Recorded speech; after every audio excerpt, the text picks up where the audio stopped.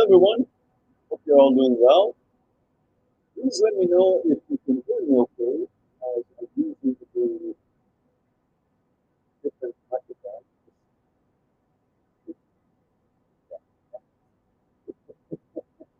That's my thinking.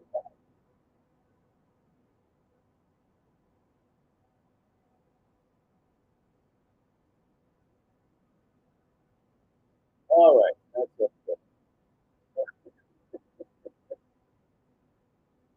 So let's see who we've got here. Let me know again if you could hear me here without any sound, because I'm using the laptop's microphone rather than my digital iPhone microphone, because it is the screen.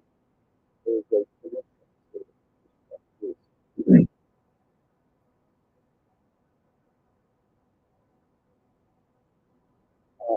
audio volume is a bit low. Okay, is everybody feeling that, or is it just your? Is everyone kind kindly respond to my question? How is it audio?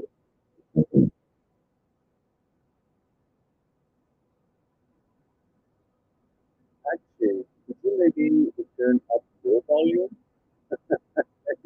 Yeah, will work.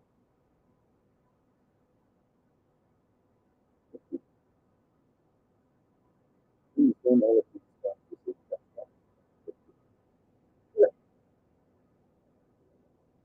okay. Still waiting. Still waiting.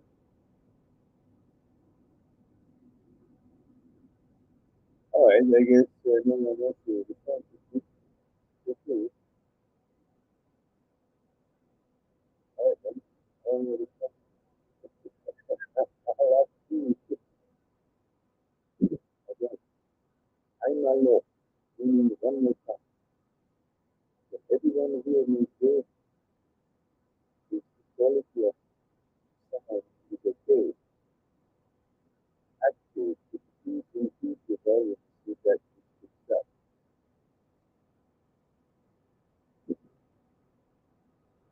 actually says, yes, audio is still not clear, try taking audio out of it.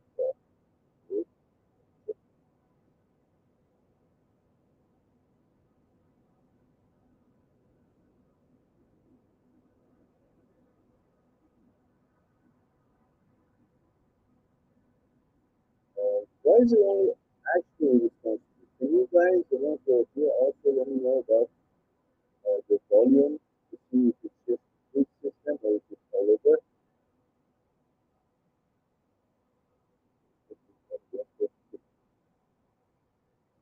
So, okay, actually, I'll wait till I hear a few other people make the comment about this sound quality. Then I'll see that at this moment the it's set on the laptop, but let's see if I'm able to do it. In the meantime, let me do some of the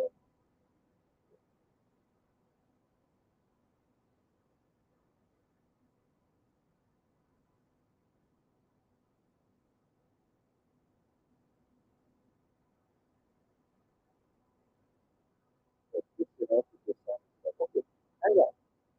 I'm on the second at the system.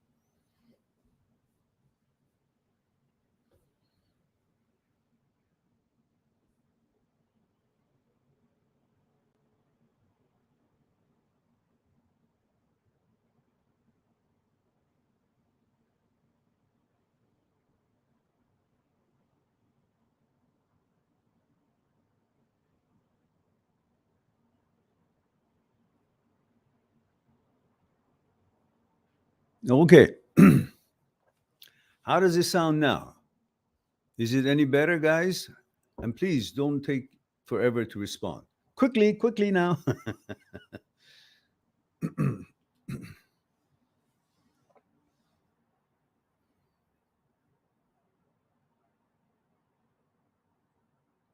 Aha. Okay, thank you, guiding. So the quality of sound is now good. Akshay, could you also make a comment? Oh, yeah, oh, you did. Okay, good. All right then. So we now know that my good system always worked, but somehow when I get the downloads, when I want to trim them, the sound is a bit tubish. So I figured maybe it's not working well. Um, all right. So let's now go through. Potara Gaming says, "How you doing?" So my question is, how is life after HOCD? Just like before HOCD. I mean, HOCD is a nuisance, is a distraction. It's not a reality. It's a mental glitch, a mental malfunction in the signaling system, and that's all. HOCD is like, as my good friend from UK, or was it uh, Ireland or Scotland? I'm not sure which one. I apologize, Jesse. He has a channel called "They Call Me Jesse," and he's got, a, he's got a very beautiful intention, helps people. And one of the analogies that he used that I always try to quote him and give credit where credit is due. He said, and I say it the same way, HOCD is like when people ask, oh, why don't I have, let's say, erection when HOCD is um, troubling me? And the answer is, it's like thinking that you're swimming in a pond and there's an alligator with open jaws about to take half of your ass away, and you're frantically trying to escape and swim away, and then right there asking yourself, why am I not having an erection? Because it's not the time. You're frantically fighting for your life. And HOCD creates the same kind of a mentality of fear and anxiety and, frantically trying to survive. Such a humongous fear it creates in you. And obviously, while you're trying to fend for your life, you won't have the feelings that you always are accustomed to and is natural for you according to your biology and the pre-programming when you were in the womb of your mom. So having this question of how does it feel after is less just asking, you know, uh, how does life feels after having a cold? Well, you get rid of the cold, life becomes the same. But if you want to keep thinking about, oh, how it was when I had a cold, then you're still distracted by the memory of a nonsense. Cold comes and goes, like our body falls into some kind of a glitch or a health challenge or an infection or something. And while you're going through it, you go through it and you help it and you heal it. But then once it's done, you don't think about it anymore because now you're fine. Now, HOCD the same. While you're going through it, well, there's a challenge, there's a malfunction, there's a disorder, and then you deal with it. You educate yourself, learn how to deal with it. But once you dealt with it and understood what it is, then regardless of how many times it shows up in your head, you know what it is. So when you know what it is, you know it's not a threat, it's just an illusion. And then you just have your life as you always had. It's a knowledge that is missing. And HOCD is an opportunity for you to enlighten yourself more about your psyche and movement of the psyche so you're more safe in life in regards to intrusive thoughts and so on. People who have gone through OCD and HOCD and have educated themselves about the subsets of OCD are far more superior and confident about themselves in general in life and their sexuality because they have now figured out through education what this nonsense is, and they're not freaked out about it anymore. They understand there's a separation between brain and you, and brain's thoughts are not representation of you. Brain is not you, you're not the brain, and there are aspects of your mind and you that is beyond the reach of the brain, and brain has malfunction like any other part of our organs or body. So that's the end of it. The rest of it is just the intrusive thoughts that once you educate yourself about it, you're not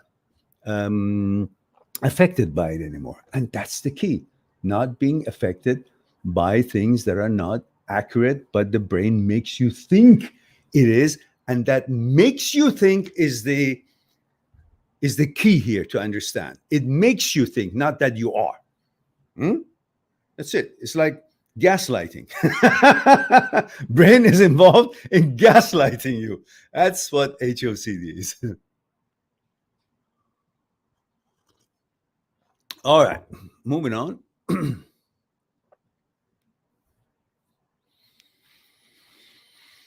And Christian Flavholm, I hope I didn't butcher your name, says, when do you start? I'll have already. Aman says, hey, Mehran. Hey, Aman. 21 male India. Thank you for that. And don't forget, guys, Christian, you haven't told me how old you are, your gender, and where you're tuning in from. I need those, just like Aman has done. 21 male India, 3 little thing. 21 M India, or wherever it is that you come from. Aman says, yeah, finally 21. Yesterday was my birthday. Happy birthday, Aman. Welcome to the manhood, or adulthood, I should say.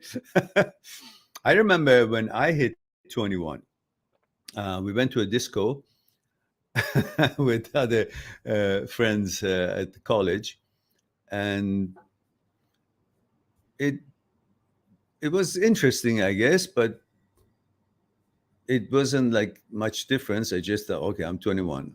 It must mean something. But at that moment, pretty much everything was the same. But I got to go to a disco and have a drink. I don't know if I did or not. I wasn't much of a drinker. So we have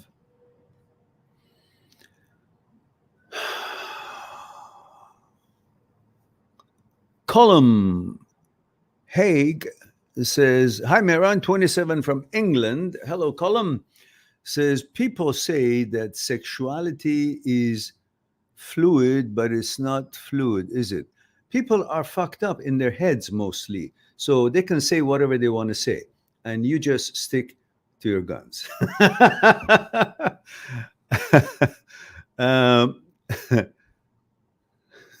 We live in an era that they call women and mothers birthing people. How fucked up is that? So you don't have to pay attention to all the things you hear these days. The whole value system of the good old times and the balance in human psyche is gone out to the window. Not the fact that we all have some glitches here and there in the psyche, but by actually promoting garbage through the whole universe, I mean, for whole earth, through these bullhorns and propaganda machines, and disturbing and confusing young and, in general, children and young and youth, and confusing the hell out of them, including their sexuality and so on. Anything that comes, they want to consider it healthy and normal just to have people's psyche at ease, but at the cost of lots of people who are not attuned to that, are not inclined to these differences, and they confuse the ones who are not part of the group who are having differences of the majority. But as far as we're concerned, everybody's life choices are respected, and everybody is as important as the others, and we should always be respectful and tolerant and to anyone.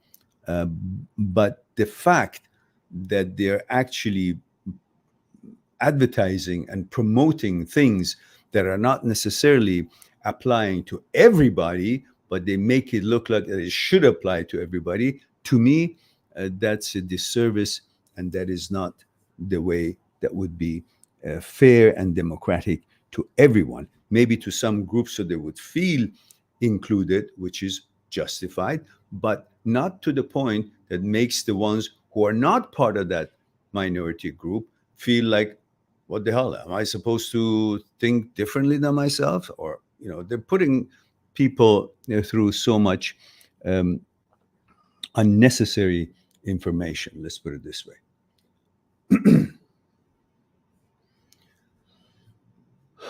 All right.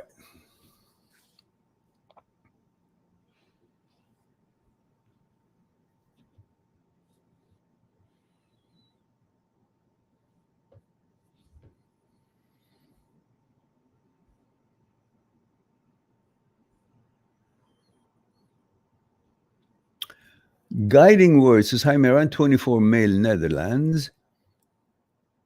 Again, about the girl who left me because her mother. Do you have any advice on how I can pre select a good woman in my life who, in this case, not depends so much on her mom? Well, that means you need to, at this point, at age 24, you see, naturally, men go for younger women, just the way it's been. And if you consider that you're 24, so naturally you would be interested in girls 19, 20, 21, 22, 23, and so on.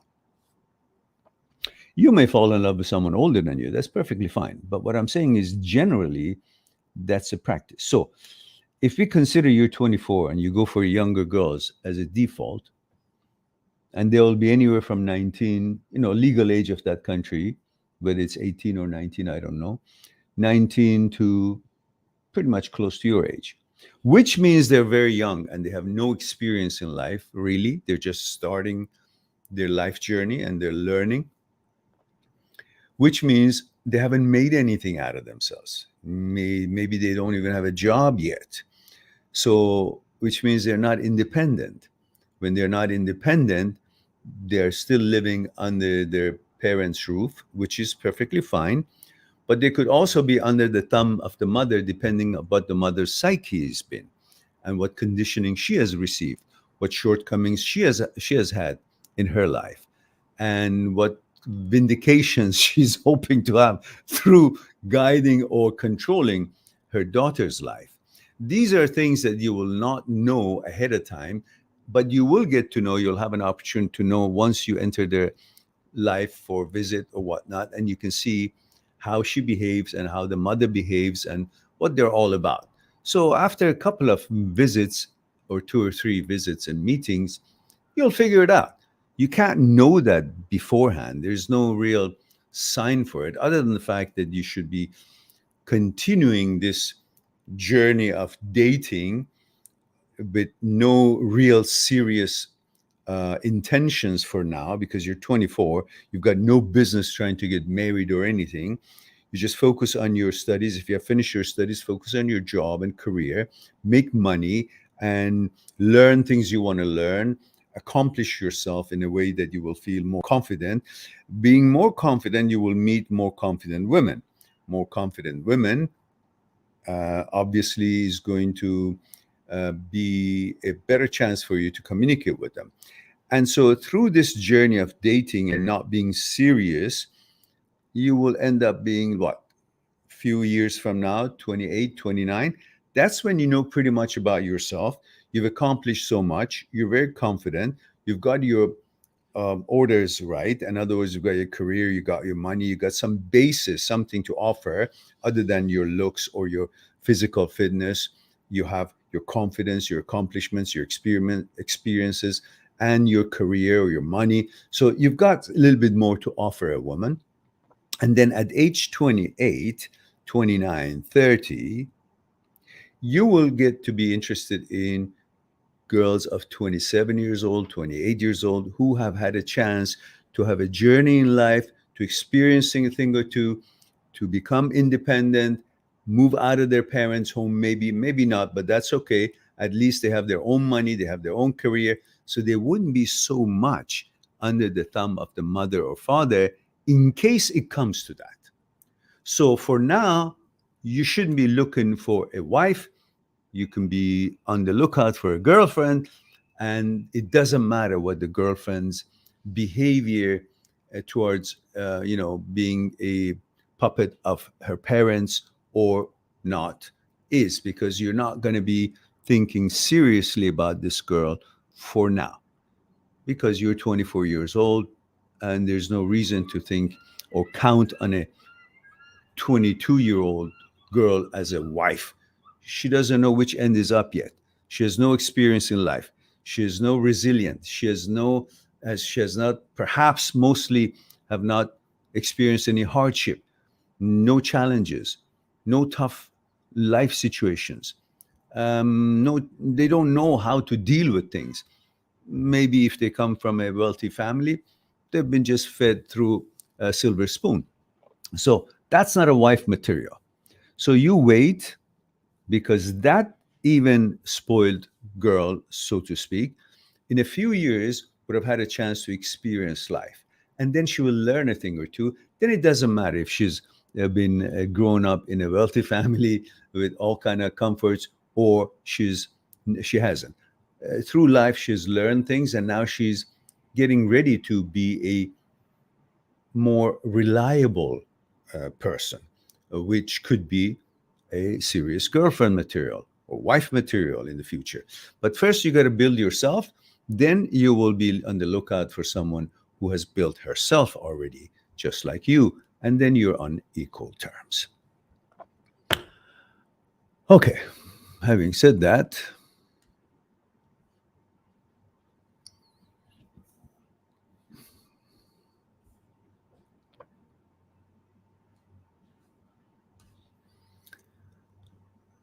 Zelchko Babik says, "Hi, sir. I have problem. Also do I. So says I'm divorced for 2 years. Well, that's a sign for jubilation. It's not a problem. Congratulations. So we have 2-year-old baby. Uh-huh. Now I can see the problem together. And he lives with my ex. Okay. I feel guilty for divorce because I don't show emotions to her. This guilty kills me. Well, you didn't tell me enough. Did you initiate the divorce or did she? And why did you divorce? What did you do that she divorced you? Or what did she do that you divorced her? These are things that, I'm good, but not that good to read your mind. So either go to my site. As you all know, I have a site. It is www.mindthatseekstruth.com, mindthatseekstruth.com, and make an appointment for a Skype consultation, and you register for an hour, and I'll give you 30 minutes extra on me, so we'll have ample time to explore what's concerning you one-on-one on Skype. Otherwise, here I don't have enough information, and these sort of discussions will take a lot more than a few minutes. But this is supposedly for short and quick questions, not more than a few minutes. However, I don't have enough information here to continue this, to respond to Zelchko Babik. Christian says, I can't seem to let go of my ex-girlfriend. Then don't. Suffer and be miserable and think the whole world has produced only one woman, and that's your girlfriend, and that she's got the secret of the world, and at whatever age she is, which you didn't tell me what age you are, she must be the secret to the happiness of the world because she gets up in the morning, feeds the children, hungry children, takes care of the old people, cures the common cold. And that's why she's so special, and you can't let go because she is the goddess of this universe. Is that correct? If it's not, then you got no fucking business to stick around and think, I'm so attached to my ex girlfriend, because it's an ex girlfriend. If she was that good, she would still be with you. If she's not good, why would you want to be with someone who doesn't want to be with you? What's wrong with you? Go, grow a pair and move on. Life is short. All right. I can't let go of my ex girlfriend. I keep looking at her social media. Well, keep looking and keep thinking about her being with someone else. Yeah, naturally, she is. What do you think she broke up with you to go become a convent somewhere? No. At this moment, right now, her legs are up and she's being rammed by somebody else. That's what you should focus. Why? Because it tells you that life doesn't end when one girl doesn't want you. You're still just as wonderful as you've always been. You're still capable with everything that you've been capable of. And you still got so many good qualities to offer someone who can appreciate you. So your worth and value is not in the affirmation or choices that others make. Other girls choose you, then you're affirmed and valuable. No, it's in you, regardless if somebody wants you or not. So now go on and find someone who can appreciate what you have. Hmm? There was a beautiful story, which I don't exactly remember it, but it was quite interesting. I think it goes like this: a father calls her daughter or her son, young daughter, and gives them this piece of rock and says, go out in the market and sell this. See how much it worth. And so she goes in the market and gives it to a jeweler, or gives it to someone who's, I don't know, doing business, buying stuff. And the merchant looks at it and says, well, it's a piece of rock. What the hell is this? It's round. That can be used for paper holder or something. I give you 1 cent. She said, 1 cent? No. She takes it back and comes to her dad and says, well, just wanted to give me 1 cent. She says, go try a jeweler. And she goes to a jeweler and says, sir, I want to sell this. He says, oh, it's just a piece of stone.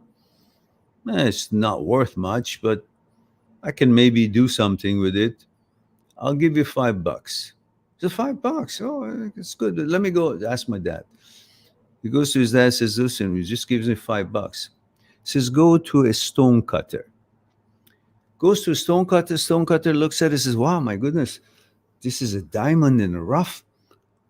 I'll give you $5 million for it.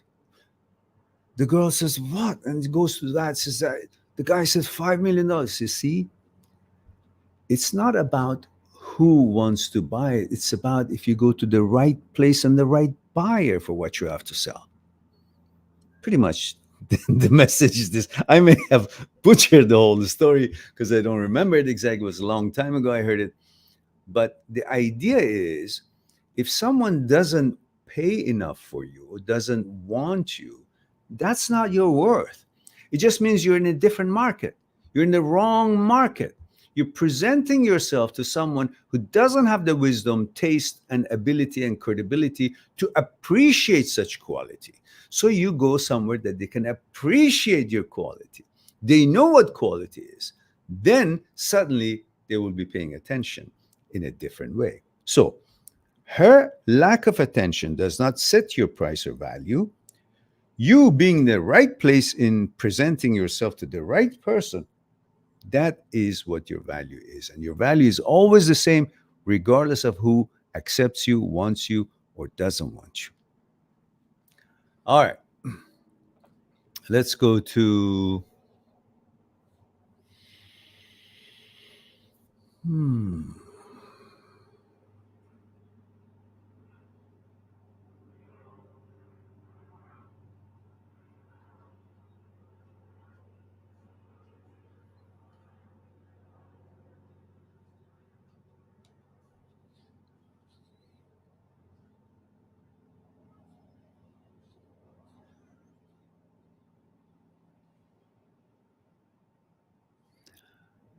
Akshay Malter says, question says, I'm married for 4 years and my wife brings involves her family way more than required in our day to day conversation, which is causing problems while taking life decisions. She doesn't understand help. You're married for 4 years. Where do you live? Separately from your parents or her parents? Do you live in her parents' home? Or she lives in your parents' home? Or you guys have your own home? Are you guys independent? You can simply say, dear, this is our life. Your mom and dad and my mom and dad had their own time and their own challenges, and they grew together and they solved and tackled the challenges together. They've had their chance to make decisions. And it's now our time together we make decisions. If there are some challenges that we can't handle, we may ask a counselor, we may ask my parents or your parents, and we then assess the information they give us. Not necessarily go and do what they said, but we'll assess and consider if what they say makes sense in our case. And together we come to a suggestion, to a solution, to a choice. But just simply constantly relying on what your mom or dad says or what my mom and dad says, always keep it equal. So she doesn't feel that, oh, it's about her parents and then puts her back up. If we always go to your parents or my parents, then we're not really having an independent life. And what happens, God forbid, when they're not available to us? They're too busy or they're not here anymore. And they may be in different city or just not here. We haven't had a chance to exercise any independence. And at that point, we find ourselves lost because we have lost our guidance. We have lost our leaders. It is an opportune time for us to become our own leader by experiencing the challenges of life, making decisions, and analyzing things together. That's what the marriage is supposed to be.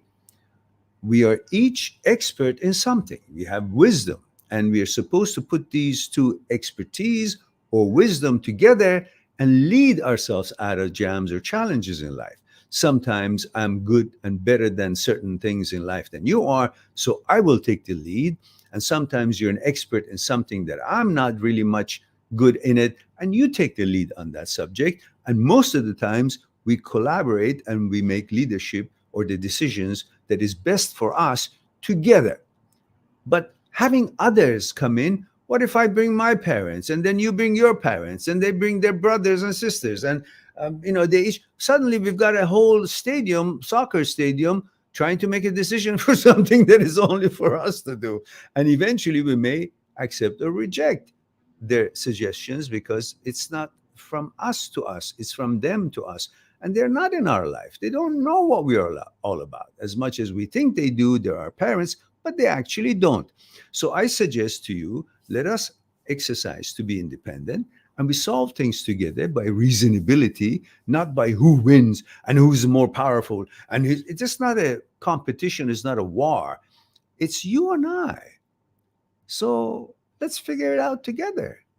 And let's cut out these interference and coaching on the side. And we don't want to create a front, my front and your front, and we're just going at each other. I got to win this so to become more powerful, and my parents would be more happy with me and proud of me that I am leading, I'm forcing my will over my husband, or the husband says I'm forcing my will over my wife because my parents will say, oh, what a strong boy we have.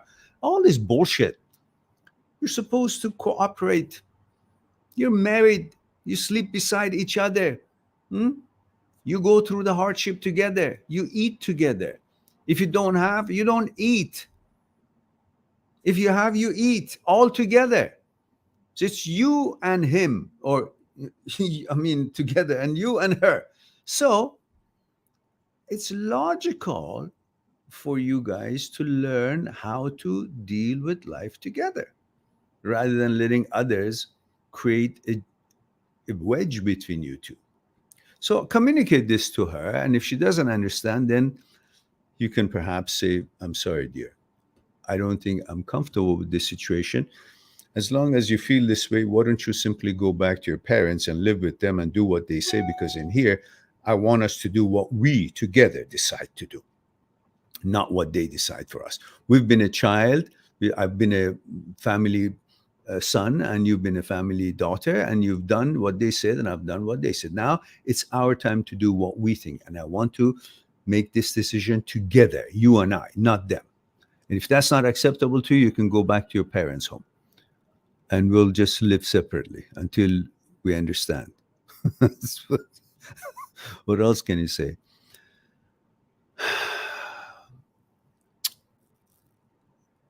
Actually, did you let me know? Guys, in every question, include your age and where you're tuning in from. And of course, your gender. Just three things. M24, Netherlands.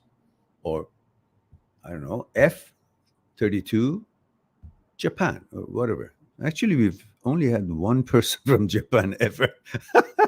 I guess we're not that popular there.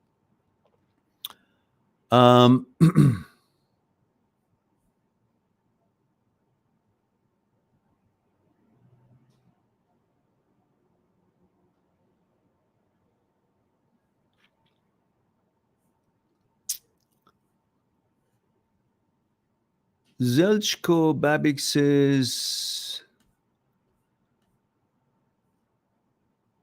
I'm 45 years old, male, and she's 40 year. She don't want to come back. I try to speak with her. I think I'm not bad man. Only I neglected her. 2 years passed. I still miss her. Now we have God creation. God creation. What is God creation? Now we have God creation. Okay, I don't get that. I think something's missing there.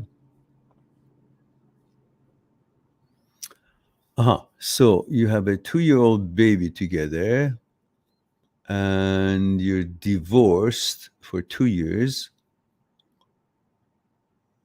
And the baby lives with your ex. I feel guilty for divorce because I don't know emotion to her. I don't show emotion to her. This guilty kills me. Well, why don't you? Who are you holding your emotions for? If you're married or you have a girlfriend and you don't show emotion to her, what the hell do you have a girlfriend for? Why did you get married? The whole marriage is about emotion. The whole reason the marriages fall apart is because they don't show their emotions. Because human being is dying for emotions, like an oxygen. You want to tell your woman you love her. Who are you holding it for? For when? And you want to hear from your woman that she loves you. That is such a fuel that you cannot best it ever by anything else. Such a motivation, such a relaxing potion. Just a word, but that word is not word alone. It's not vocabulary. It's got a package of energy behind it, and that energy is what is very important to the quality of life and health. So you deprive someone from emotions, which words have emotions. That's why we use words. We don't use words just to say something. Often it is just to say something. But in relationship and emotional situations, such as love and family and so on and so forth, and to your pets and so on, that those words carry a frequency of energy which translates into resonating in the other person's in the form of emotion, which brings certain neurotransmitters, is a trigger for secreting neurotransmitter in the other person to bring balance through the hormones that are released, and that emotion is the secret of health that is necessary for every normal, balanced human being during their daily life. So when you deprive someone giving emotion, it's like torturing them. Let me tell you a beautiful experience that the president of our college, I went to Lewis and Clark in Portland, in Lake Oswego, Capitol Hill.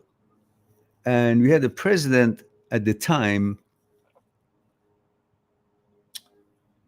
I forgot his name. But anyhow, on his PhD thesis, he presented an experiment in regards to love and emotion, which for us, it was very interesting because we were students of a martial art, Aikido, and Aikido talks a lot about and stresses a lot about universal energy and understanding and harmonizing with the energy of the universe and learning how to extend it, how to receive it, how to pass it through. And then we use that in techniques of martial arts and self-defense. So it's a very elaborate and interesting. It's the same concept as the Star Wars Force, the Force that they use, Darth Vader and Obi-Wan and so on. But that is in reality is actually an existing force, which we were trained in. So this experiment of the president was very interesting to us, the Aikido students, when we heard it. And here goes the experience in regards to importance of emotion. Check this out. Our president, President Howard, I don't remember. Anyhow, he set up a room, had the same amount of sun in both ends of the room. He had the same kind of plants planted in the planters in both sides of the room. He fed the same plants in different sides of the room, which were receiving the same amount of sun all day long, all conditions the same. He fed them the same type of food. He gave them the same amount of water. The only difference that he created between the two sides was this. When he would water one side, he would say, "Oh, beautiful leaves. Look at you. You're growing so beautifully. You've got so much shine on your leaves. You look so healthy and beautiful. I love to water you. I love to talk to you. I love to feel you. And I'm really happy about the way you're growing up." And he was watering them. When he would come to water the same amount of water as this side to this other side, he would say nothing. Zero. Zip. Just water and go. Within a short time, this side that he was sending love and talking when watering them grew taller, grew brighter and greener and healthier. This side didn't grow much. They became yellow and close to dying. So there is a invisible element of life that flows throughout the universe, and in one version of it is the energy that words can carry, and that package is the life energy, love. So you deprive her from attention and love, you are simply causing disturbance in their neurological responses, in their comfort and security level and psychological security level, in secretion of neurotransmitters and the general happiness. Some people do it because they're afraid of losing their woman, so they don't pay attention or they don't show much attention. Some people are just not used to expressing emotions because they weren't given that much of emotion when they were a kid by their own parents. Some people are just nasty. For many different reasons, people miss this very important part. in a relationship and a loving family or loving relationships. So that is perhaps what has happened. I don't know if you left her or she left you. Either way, perhaps you can start. If it's been 2 years, I don't know if it's she's still around or not, but that's the reason. You still at least can be the best father you can be to your child. And regardless of where she is, what she does, you can still once in a while send an appreciation gift for doing what she does for your child. I mean, both your child. I mean, your the two of you belongs to both of you, and maybe bring some flowers to her once in a while. Not elaborate, just something small. And if she's, what is this for? She says, for nothing, just to appreciate you being such a good mother. That's it. Build on that, and maybe she will see a change in you, and you mean it. Not to be mean later on if it gets back together, but you mean it from your heart. You're buying a little flower, just small bouquet, nothing roses or anything, just flower. Maybe a little gift and love to your child. Maybe take the child for a few hours so she can have a free time. Little things that she would notice. And be patient. Through time, she may see you in a different light. At least if you guys didn't get back together, at least you'll have a cordial relationship and wish each other well. All right.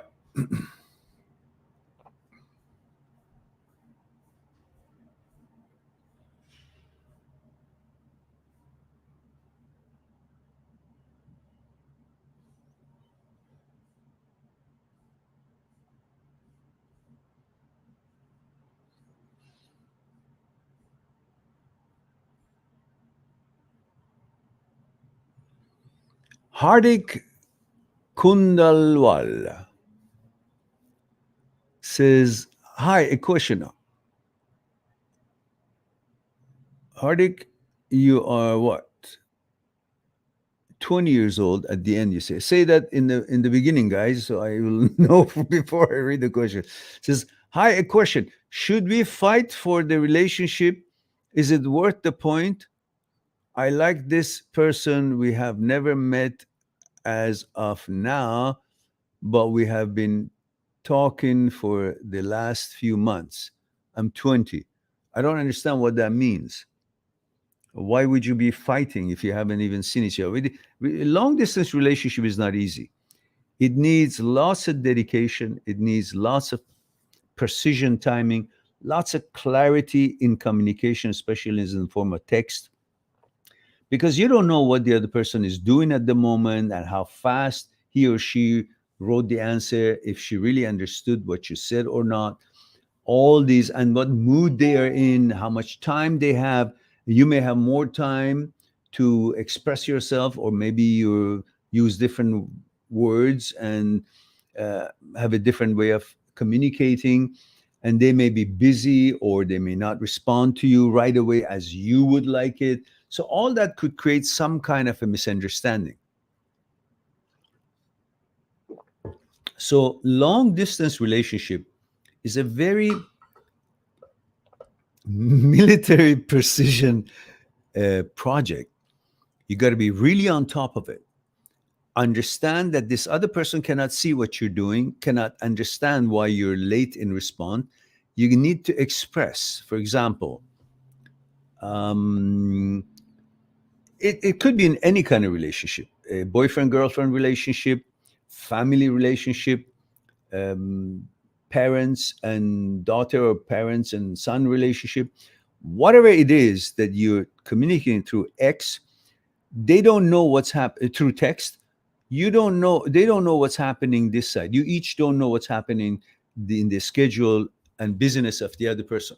So if you're going to be busy for a few hours, and they may send you a text at any time because it's family or it's a relationship. So you send a short text and say, um, whoever it is, your ex, your daughter, your son, your wife, your husband, whatever it is, you say, I'll be doing this for the next couple of hours. So if I don't respond, it's not that I'm ignoring you. Hmm? And whatever, however you sign off, if it's your girlfriend, love, or whatever, it's your children, say have a good time or good day, talk to you later, something like that. So at least they have an idea, so the communication is not broken, or no negative feelings is generated because a lack of timely response.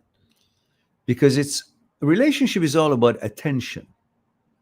We love attention. That's what we get sometimes beside other qualities that we're looking for. We also like to receive the attention of the person that we are interested in.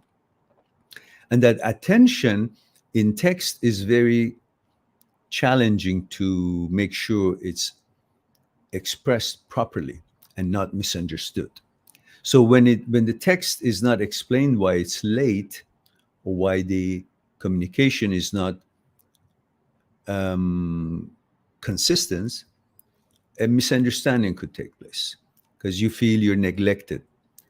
And because you love the other side, you feel that lack of response in timely response is a representation of lack of interest, or lack of your importance, or your priority. Hmm? So these are important things. So long distance relationship, it's it's a sensitive matter. It needs both sides awareness, attention to it, and um, cooperation.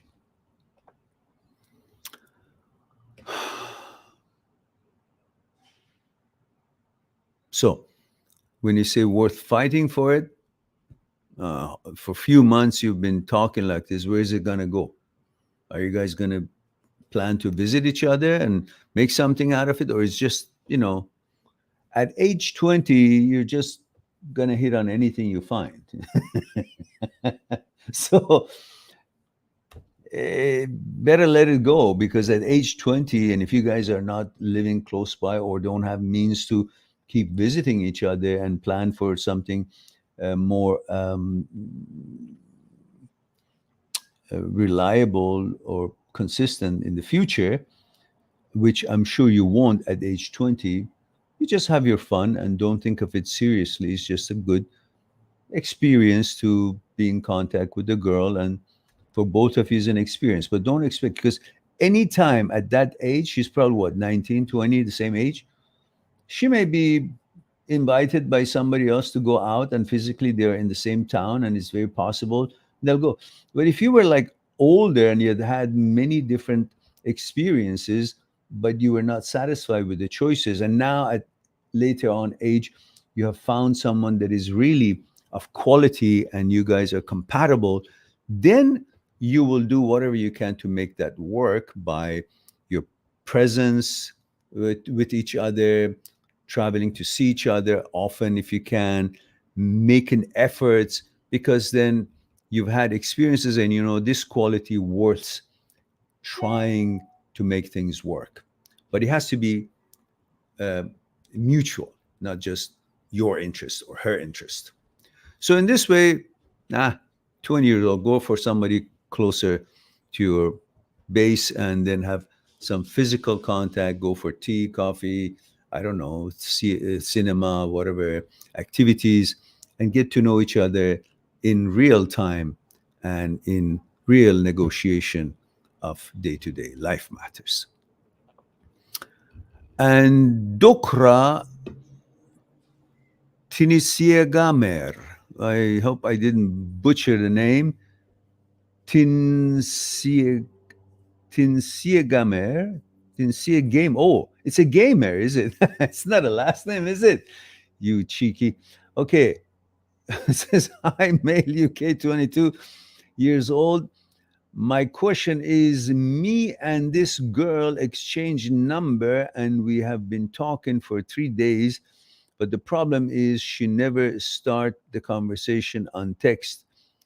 What should I do? So, what are you afraid of? You started. What do you think will happen? You started, every time you started, if she responds, great, and the quality of the conversation is important. But if she doesn't answer, that means she's not interested. Then you just move on. You're 22-year-old. There's ocean of girls awaiting you. You may not see it right now, but they are there for you. But just not encountering them yet, but you will. So, and don't worry about your ego. Or why doesn't she start? Oh, you're a guy. Start. What's the big deal?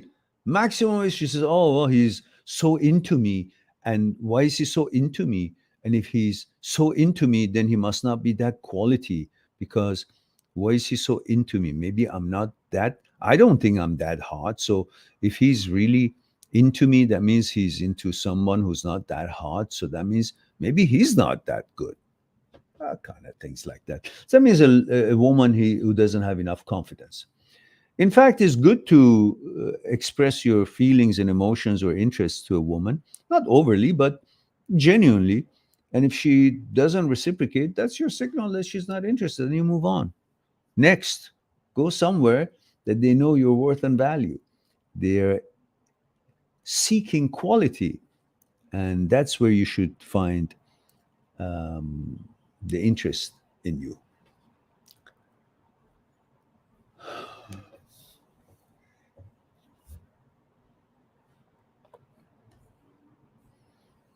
Says the situation is I stopped talking to her 6 days ago because she never texts me back. Okay, no problem. Good job. Move on to somebody else. And Hardik Kundalwal says, follow up question. I can't focus on my studies. Remember, guys, every time you put a question, again, include the credentials of age, gender, where you're tuning in, because I don't remember, so I don't really know who am I talking to, what age is it, where is it, what culture. So include that. Now I got to go back and see. It's 20 years old. Okay. And the long distance. Okay. Says follow question. Okay. I can't focus on my studies because of the time investment in relationship. And now we have a fight. I think it's worth fighting for, but also this wastes my time. What I recommend in general, what I recommend, or what you recommend, or what I recommend. Well, I recommend that you focus on the topic that has got the most priority. And what has most priority? Anything that is time sensitive. What is time sensitive? Your studies. Because once the time of test and exam comes, you can't retake it. It's gone. The opportunity is gone. You're gonna not pass it. You're not gonna get a good grade. It's gonna affect the outcome of your efforts for that course. And that translates to opportunity to go to a higher course, translates to finishing the university studies, the course of studies, and translates to getting a better job or not, or getting it later.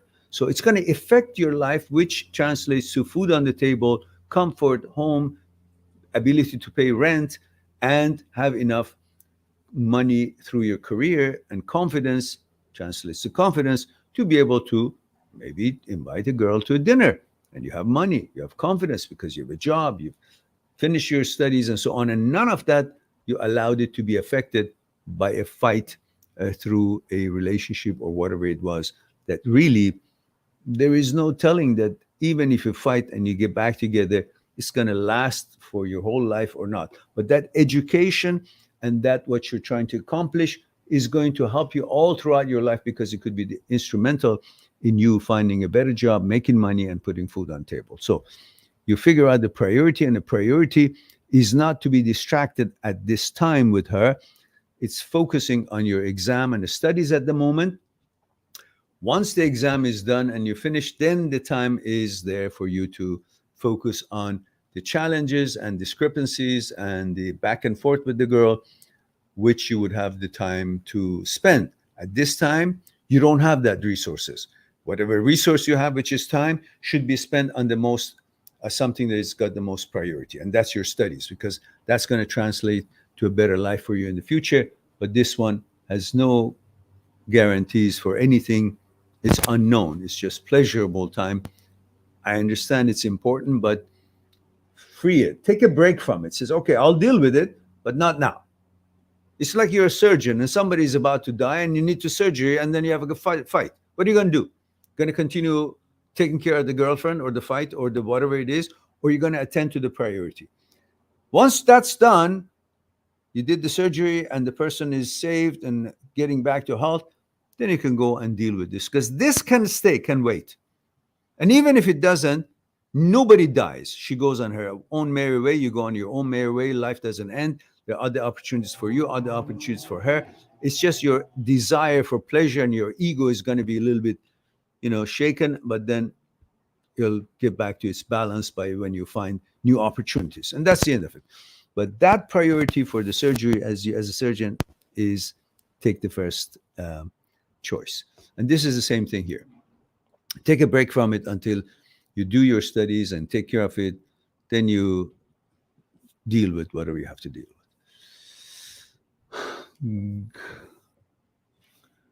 Guiding word says, actually, guys, again, please include your credentials every time you add a question, because I can't remember who you are. Now I got to go back, see how old you were, where you come from, and all that. 24 Netherlands. Okay. Says, actually, she's not from wealthy family, plus her dad died, that's which made her behave very adult like. It was her mom that wanted a better guy for her, since our parents used to have a problem in the past, which she didn't want to risk. I see. Well, if I kind of remember, I think we talked about this before. Well, if you're involved with a girl who cannot understand what you're looking at, and she's loyal to her mom, and I'm sorry, I don't mean to disrespect anybody, but this is how it looks. Maybe it's not just that they have a problem with your parents or the parents had problem with them, and you said they're not wealthy. Maybe she's looking for a meal ticket. I mean, the mother is looking for someone wealthy, so it would help the things that they've been deprived, or the daughter has been, and she's looking after the well-being of the daughter for future financially, and perhaps she wouldn't mind if her daughter has a wealthy or well-to-do person better than your financial situation, so maybe it will affect her life as well. I don't know what's there, but it is natural for mothers to look at the candidate for their daughter in the eyes of what was missing in their lives when they married your dad. I mean, her dad. And so she's looking for things to be better for her daughter. And in that way, she's at the same time interfering with the happiness of the daughter from your point of view, but maybe not. But the fact that the daughter is going along with it is the problem, not her interference. Her interference, the mother's interference, is normal. Most mothers do. And their experience is limited to what their life has been. So they're going to be making comments about their daughter's choices according to what was missing in theirs, and could be right or could be wrong. Either way, the problem is not the mother. The problem is the fact that the daughter is compliance, is following the mother, and that is not the right woman for you. Whatever the reason is, you can't forgo seeing all these flags and still want to be between her legs just because, oh, I'm a man and I'm trained to be a hunter and that's food. I got to do anything to get it. No.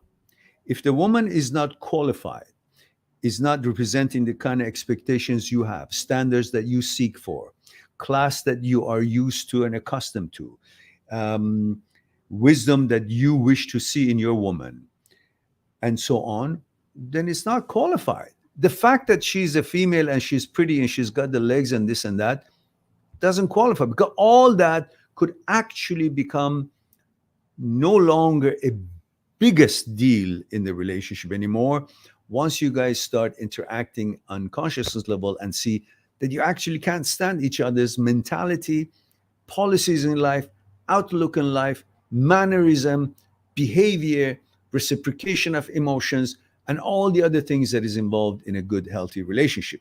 And then how you guys look to each other, how fit you are, and whatnot, it becomes irrelevant.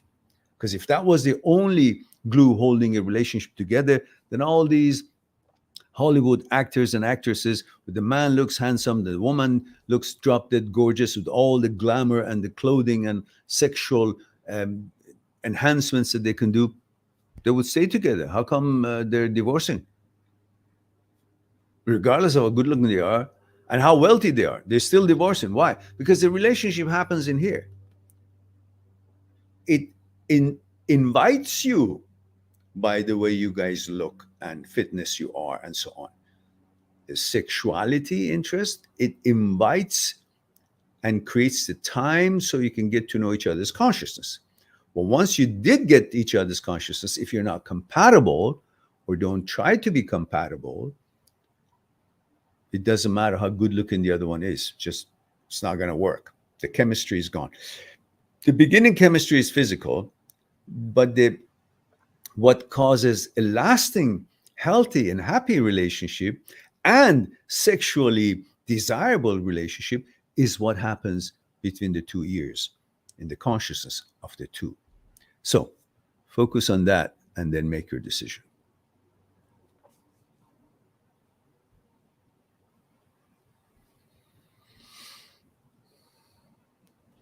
Ben Muraya. Okay, you're talking to guys. Okay. Remember, Ben, we need to know your age, gender, and where you're tuning in from if you have a question.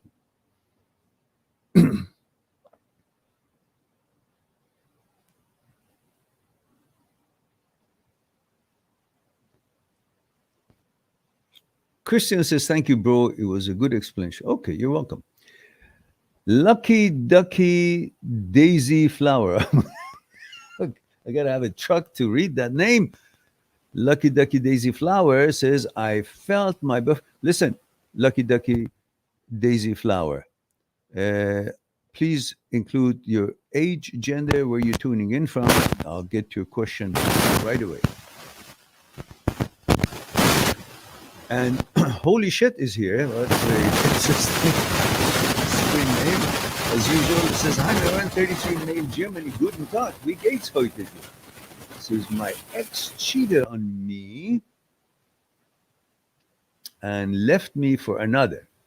She's my neighbor. Last week, she congratulated me to my birthday. I said, thank you.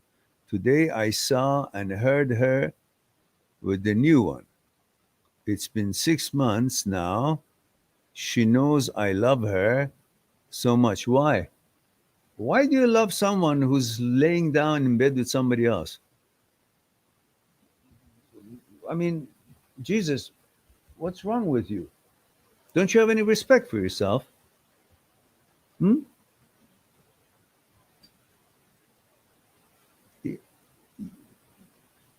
She has to show interest, and the interest is most expressed in the long run by exclusivity to you and you to her. If she's interested in other guys, that means that's not your girl, because your girl cannot be someone who wants to be with other guys. Your girl would be someone who wants to be with you and only with you. If you don't have that standards, you're out to lunch. You'll always be with girls who will be sleeping with other guys and cheating you because you're just simply too available for someone who has not expressed her understanding and expectation and appreciation of your availability and consider that availability and expression of emotion weakness. That is usually a weak woman who thinks that way, or a woman who is actually not in the same frequency of relationship that you are. And that's the kind of woman you leave behind and you move on to one who would appreciate you. Again, back to the story that I shared with you guys at the beginning of this broadcast, this live stream. All right. And Holy Shit continues, says, it's been six. Okay, I saw that. Says, why she's doing this and still wish me a happy birthday. You're reading too much because she wants to say that she's a decent human being and that she doesn't, you know, she's not rude, or she also maybe she wants to keep you on leash to feel good about herself. Oh, that's a neighbor that loves me. So every time that she sees you, she's boosted, and then she goes and uses that confidence to, you know, behave tough in front of other guys. So you're giving her the fuel to feel confident. So you just don't worry about why. It's a normal thing. What would you say if she didn't? Like she was your girlfriend and then she cheated on you. And now when she sees you and knows it's your birthday, she doesn't even say birthday. You would say, well, she's a scumbag, wouldn't you? And right now that she's just being normal, or at least trying to be cordial, you're saying, why is she doing it? Yeah, no. And you want to think, because she's still interested in me. She wants me to go and take her flower. No. She said birthday, you said thank you, that's the end of it. It's like she would say, why did he say thank you? Why didn't he kick my ass? Was that not no, that's not normal. So she said, he said, thank you. That's the end of it. But she wants to read more into it. Maybe he's still in love with me. Maybe, no, and who cares? So you shouldn't interpret that what she said more than what it is. It's a birthday wish. That's all. And don't make it anything bigger. Don't read into it anything bigger. Don't think that because she's wished you a happy birthday, that means, oh, she's interested. It's a sign. No, it's bullshit. It's nothing. The sign is that she's laying with somebody else in bed. That's a sign that you should have nothing to do with her. You had your fun, you had your relationship, and she showed her true colors. No longer she qualifies. Grow a pair. Have some respect for yourself. All right.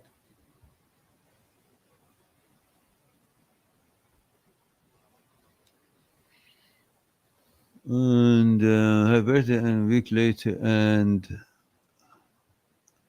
she knows I love her so much. Why she did this, and still wish me a birthday, happy birthday. And a week later, she hears Whitney Houston with her new boyfriend, knowing I can hear it from my house. Who cares? You can interpret as much as you want. But the fact is, she's in her house with another guy and fucking him. So it doesn't matter why she puts Whitney Houston that she knows you can hear and all that. The fact is, what she's doing is not being with you. Let's put it this way. So move on. Don't interpret anything. Your problem is you're perceiving things, interpreting things, and just observing it for what it is and make your decision based on that observation, not based on what it could mean, what it used to be, and it reminds me of the, all bullshit. Don't waste your time.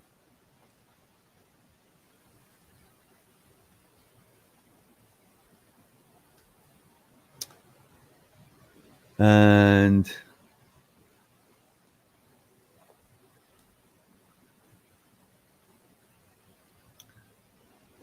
Christian sends us a super sticker. Thank you, Christian. And Christian said, you skipped my question. Did I? Oh, I did, didn't I? Oh, you had more. I thought I did answer Christian's question. I did. Here it is. And you said, thank you. Thank you, bro. It was a good explanation. You have other questions? I'll get to it.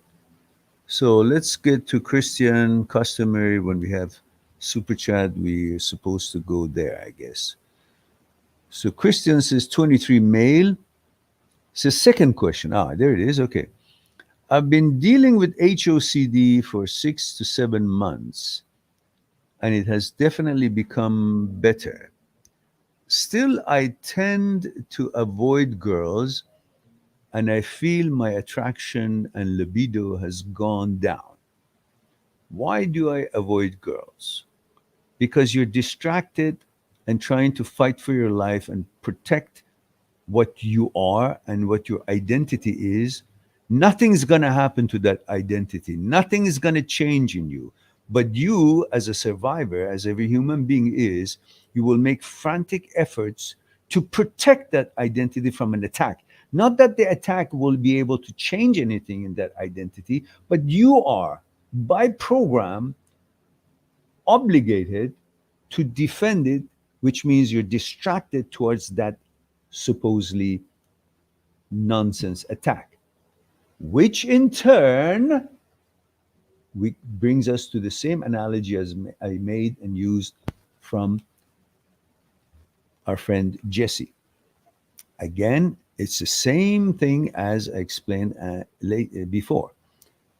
You're swimming in a pond, and an alligator's open jaw is about to take half of your ass, and he's right after you, and you're frantically swimming away to save your life.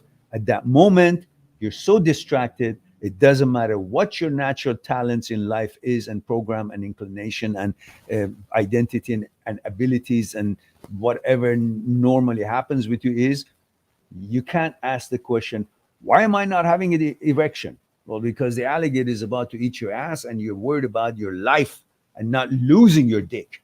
It's not a time for the erection. So, same thing here. You are distracted with that. So, it's not that you're not interested in girls or your interest has gone anywhere. It's just that you are focused so much on something to save everything that is sacred to you that you don't have that balance and relaxation to do what naturally is you and how you naturally react normally. So you're busy with this. So once you educate yourself about HOCD and learn what it is, and then you will have that confidence in you that, look, this is what it is. It's not a threat to me. It's a malfunction of the signaling system of the brain. It's the generation of thoughts from the brain, and it's brain's thoughts. It's not my thoughts, and it's not me. It doesn't represent me because brain does not represent me. Brain is not an intellect. Brain is not me. I'm not the brain. Therefore, I am beyond the brain. And once you understand all these things, then presence of these intrusive thoughts and whatnot will not affect you anymore. You will understand that I accept that thoughts can exist and brain can make thoughts that are irrelevant and not connected to me whatsoever. I accept that all cars can be on the road and I don't need to investigate to know where they're going. I just focus on my car on the road and where I'm going. I don't need to know why these other cars are going somewhere else. I don't need to know why these other cars are there. I don't need to know why other people make suggestions that is to their own liking. The food they eat, the activities they're involved in, the lifestyle that they have. They can have whatever they have. So I accept all these things can exist. I accept all products and designs can exist. But doesn't mean because they exist, I'm interested in them. But I accept that everything can exist. I accept all people could have different interests. I accept all cars can be on the road, but they're going different places. And I accept brain can make thoughts and thoughts can exist. I accept thoughts of all kinds can exist. But that doesn't have anything to do a relevancy to me or my choices. But they can exist. But their existence does not mean that I am defined by their existence. Once you understand this, then you understand that intrusive thoughts is part of the brain's activity, and you're the boss. You don't, the only person that can ever give any chance to any thought to become any actuality is you, meaning the thought, brain's thoughts by itself cannot become anything and has no power.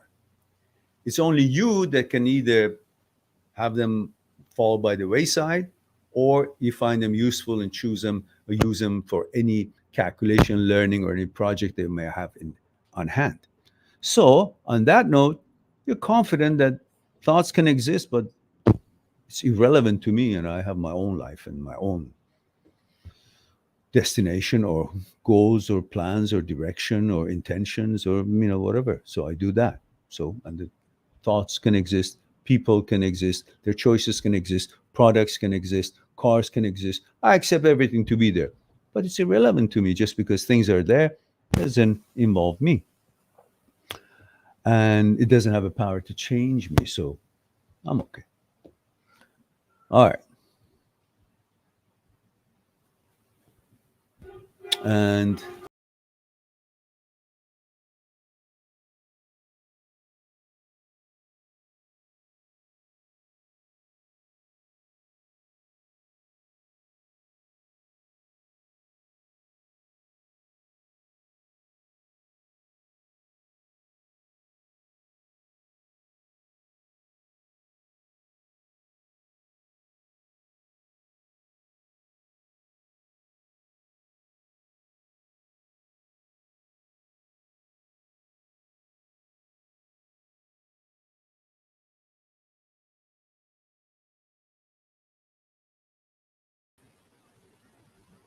hmm, what happened? Something happened. We got caught off. All right.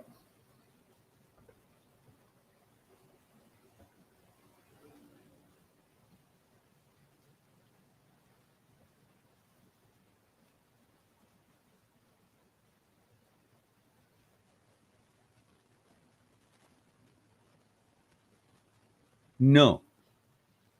Wengate, accepting doesn't mean you accept what the brain is suggesting, what the thought is suggesting. It means you accept that intrusive thoughts can exist, but they're thoughts. Accepting that cars can be on the road other than your own car doesn't mean that you're going to go where this other car is going. It just means you accept that all other cars can be on road and do their own thing. You're accepting other people living and having their own way of expressing themselves, or lifestyle, or what they like to eat, or activities they want to be engaged in. Doesn't mean you're interested in what they're engaged in. You accept that they can exist. So you accept thoughts, as you explain here. Accepting HOCD thoughts means you accept thoughts can exist, that you don't have to destroy them, dismantle them, burn them, make them disappear. None of that. It just means, yeah, they can exist. What does it have to do with me? Lots of things can exist, you know. So snakes exist, but I don't like snakes necessarily. I don't want to, play with them. Lots of things exist. Thorn on some plants exist, but I don't enjoy them or want to have anything to do with them. But they exist. I accept that they can exist. That's it. That's what you accept, not that what the thought is suggesting. HOC, the thought is suggesting. And Chris says, "Thank you much. You're welcome." And Chris Chopper says, "Hi, did you see my question?" No. Chopper. Oh, there it is. This is male, 29, UK with HOCD. I have.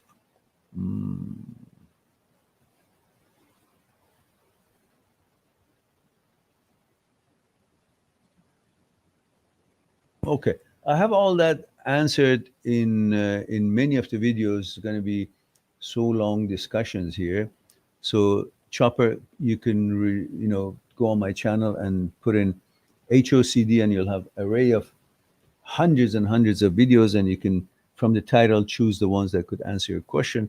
So it would be elaborate, respond by the video, and you can watch it, because we don't have much time, and I'm just about to wrap it up.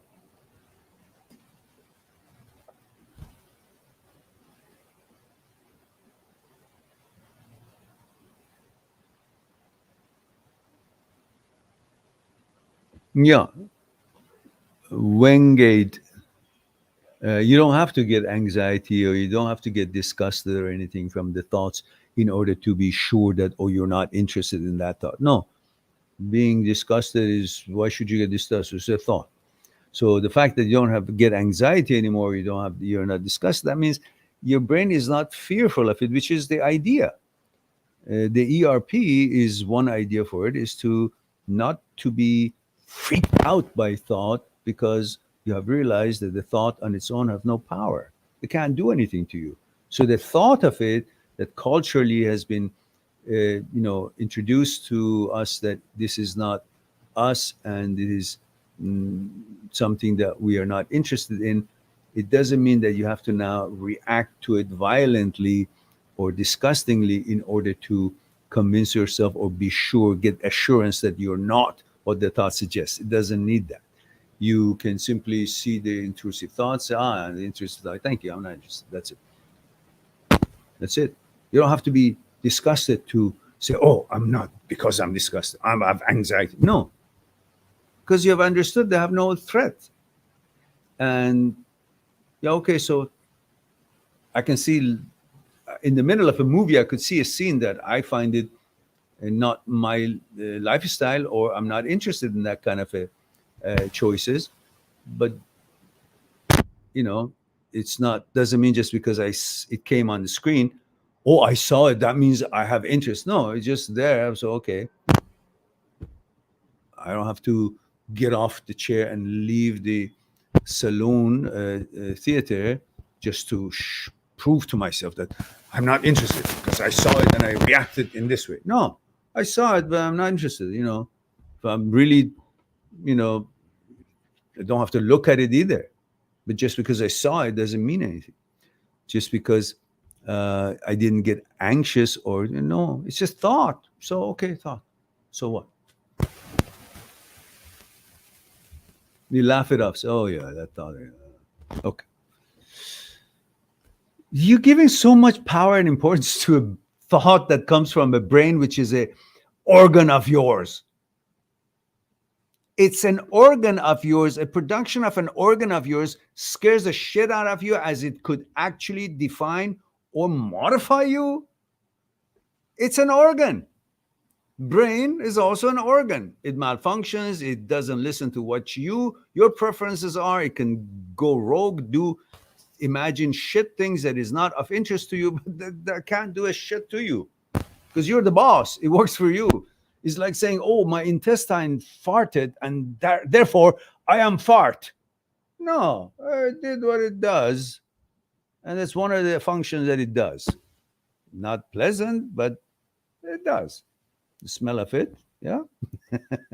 Brain also has malfunctions or has activities that is not of your liking. And you just simply say, oh, I did that again. That's it. You go. At least fart has some pleasantry. Depending. All right. Let's don't be so. And finally, I think we have explained everything here. Uh, Lucky Ducky Daisy did not respond to us as far as her credentials. So unfortunately, I won't be able to get to her.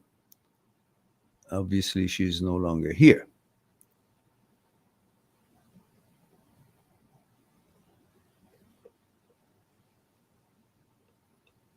Oh, a couple of things here I've missed.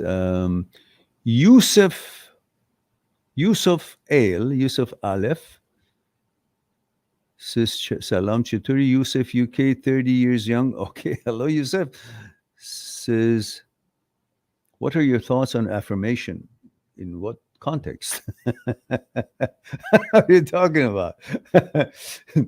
Your affirmation should be within you and your accomplishments, your way of negotiating life and handling challenges.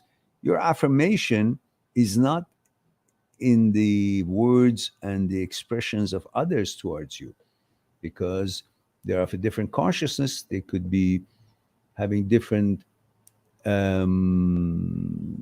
understanding and standards. about life and its qualities. So their words about you may not be appreciated, or may not be expected, or may not be up to your standards, or accepted in any way, shape or form, or accurate. So you're putting your affirmation, your worth and value in the hands of somebody else. What do they know of your life? What do they know about what you've gone through this life? What challenges, what proofs, what tests you have passed, what efforts you have made in this life, what contributions you've made, accomplishments you have made, what things you've learned. They know nothing. So their words, if it's nice, great, thank you very much, I appreciate it. But if it's negative, it has no values whatsoever. Your value and worth and value and affirmation is in your actions, efforts, accomplishments, and experiences in life, and how you approach life and negotiate the challenges that every day of your life brings to you. On that note, I want to thank you all for being here. And it's time for me to say I love you all. Thank you very much for being here and giving me the opportunity to share a thing or two with you. I look forward to our next live stream. In the meantime, be good to yourself and to the others. I'll talk to you soon.